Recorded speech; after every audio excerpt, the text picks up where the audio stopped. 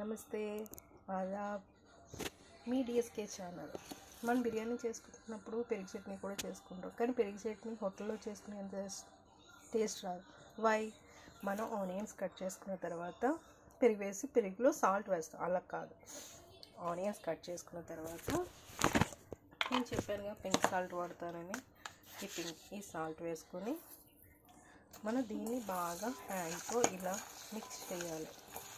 చేస్తే onions flavour దాంట్లోకి కిందికి దిగుతుంది. అప్పుడు మనం కర్డ్ వేసుకుంటే పెరుగు చట్నీ సూపర్ ఉంటుంది. దీంట్లో కొంచెం కొత్తిమీర, కొంచెం క్యారెట్ తురుము కూడా వేసుకుంటే సేమ్ హోటల్ స్టైల్లో వస్తుంది. పిల్లలు కూడా ఆ ఫ్లేవర్కి ఇష్టపడతారు.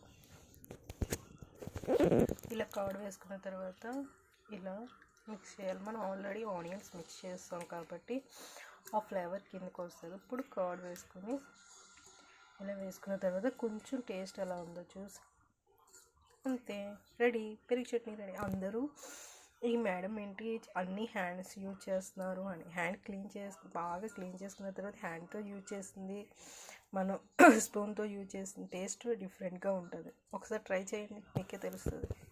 Okay, bye. Like, subscribe.